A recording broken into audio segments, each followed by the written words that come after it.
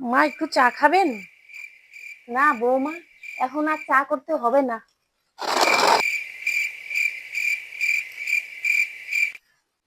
না বৌমা, এখন আর ভর দুপুরে চা খাবো না, বড্ড বেলা হয়ে গেছে।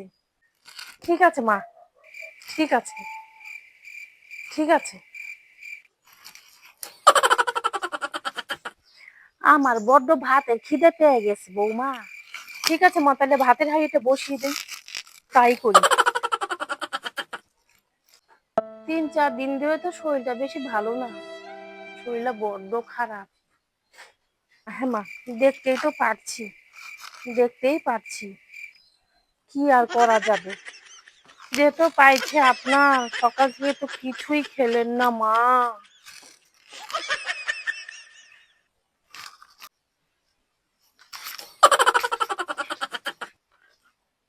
কি রান্না করবো একটু বলেন, কি রান্না করব? খোকাকে বলো, খোকাকে গিয়ে বলো বাজার যেতে। বাজার থেকে বাজার থেকে জানি খোকা ইলিশ মাছ, পটল পটল পোস্ত করো, পাঁপড় চাটনি, তারপরে ইলিশ এই যে মুড়ি ঘন্ট, তারপরে খাসির মাংস, সব রান্না করবে, আছে সব পাট পুরে খাবো আমার। হ্যাঁ, বলি কি মা, এত কিছু খাবেন কি করে?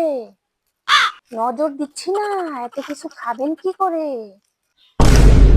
বেশি কথা বলো না, আজকে 3 দিন ধরে কিছু খেতে পারছি না, খাওয়া নাই, পেটে ভাত নেই, বেশি বেশি কথা বলো।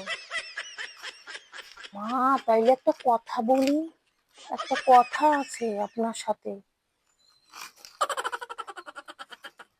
তো বৌমা বলছে বেশি কথা বলো না, তাড়াতাড়ি রান্না করো গিয়ে, বড্ড কথা বলো। ঠিক আছে শাশুড়ি মা, ঠিক আছে, ঠিক আছে, তাই হবে, তাই হবে, তাই হবে।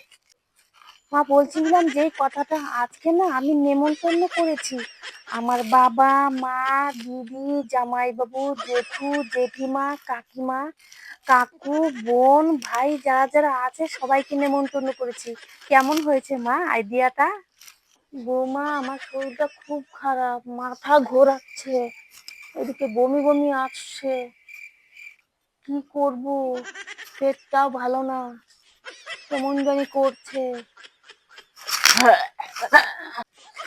এত কিছু রান্না বলে কথা, তাই নেমন্তন্ন করলাম। বলছি বৌমা, এত কিছু রান্না করতে হবে না গো, আমার পেটটা ভালো না, তুমি এক কাজ করো দেখি, ফ্রিজে তুলে রাখো,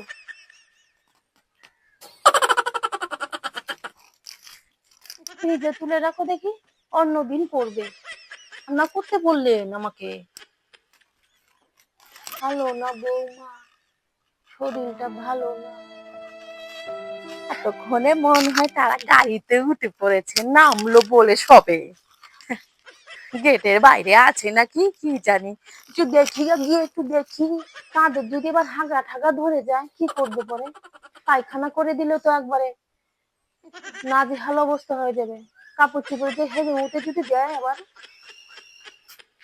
তোমার বাবারা আসলে ডাল পাপড় ভাজা দিয়ে খাইয়ে দিয়ে কি করা যাবে, ওনারা তো আবার বয়স টয়স হয়েছে, কি জানি পেটের প্রবলেম যদি হয়ে যায়, বুঝে গেলাম, মনে মনে এই সমস্ত।